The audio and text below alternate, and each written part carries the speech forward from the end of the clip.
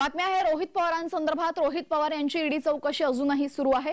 सुप्रिया गटाने या निमित्ताने शक्ती प्रदर्शन केलं असून सुप्रिया सुळे यांनी रोहित पवारांना ईडी कार्यालयापर्यंत सोडलं आणि रोहित पवार यांची ईडी चौकशी संपेपर्यंत शरद पवार मुंबई कार्यालयातच बसून राहणार असल्याची माहिती सुद्धा समोर आली आहे। रोहित पवारांची ईडी चौकशी सुरू आहे। दरम्यान या ईडी चौकशीच्या निमित्ताने सुप्रिया गटाने जोरदार शक्ती प्रदर्शन केलेलं आहे। रोहित पवार यांना ईडी कार्यालयापर्यंत सोडण्यासाठी सुप्रिया सुळे स्वतः आल्या होत्या। सोबतच शरद पवारांनाही आपण बघू शकतो। जोपर्यंत रोहित पवार यांची ईडी चौकशी सुरू आहे तोपर्यंत शरद पवार हे मुंबईतील कार्यालयात बसून असणार असल्याची माहिती समोर आलेली आहे।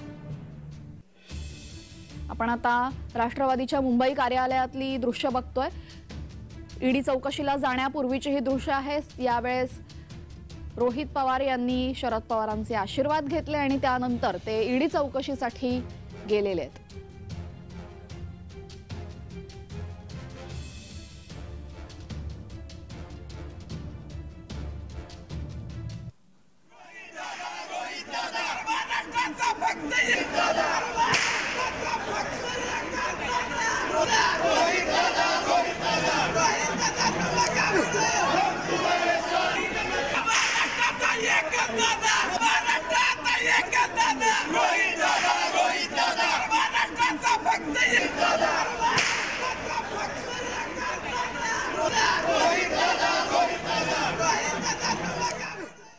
दरम्यान या संदर्भात आढावा घेत बातचीत केलेली आहे आमचे प्रतिनिधी डॅरिल मिरांडा यांनी। पाहूयात।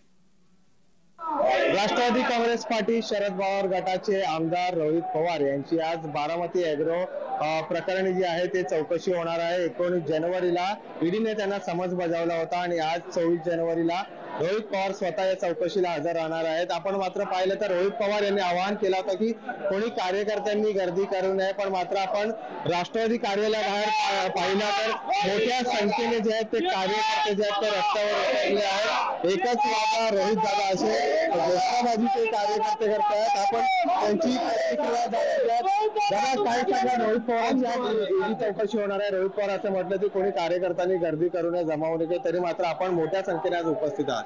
आम्ही सरकारचा धिक्कार करण्यासाठी सगळे एकत्र आहोत। या ठिकाणी रोहित पवारांसारखा एक अपोजिशन मधला एक आक्रमक चेहरा जो सरकारला वेळोवेळी धारेवर धरतोय, अशा नेत्याला विनाकारण टार्गेट करून ईडी सारखी चौकशीचा ससेमारा या त्यांच्या मागे लावण्याचा केविलवाना प्रयत्न आहे। त्याला सर्वांनी विरोध करा म्हणून आम्ही या ठिकाणी आलेलो आहोत। निश्चितपणे रोहित दादांसारखा एक लढवय्या नेता कुठेही माघार घेणार नाही। ईडीच्या चौकशीसाठी स्वतःहून ते या ठिकाणी हजर राहणार आहेत। त्यामुळे मागच्या वेळेस जसं शरद पवारांच्या वेळेस सुद्धा आदरणीय पवार साहेबांच्या वेळेस सुद्धा ईडीला माघार घ्यावी लागली, त्या पद्धतीनेच आता ईडीला या ठिकाणी माघार घ्यावी लागणार आहे। रोहित पवारांचा कुठेही काही संबंध नसताना त्यांना विनाकारण गोवण्याचा या ठिकाणी प्रयत्न चालू आहे आणि निश्चितपणे इथं एकनाथ शिंदे किंवा अजितदादा पवारांसारखा पळपुटेपणा आम्ही आमचा नेता करणार नाही। आमचा नेता विचारावरती ठाम आहे, स्वाभिमानी आहे।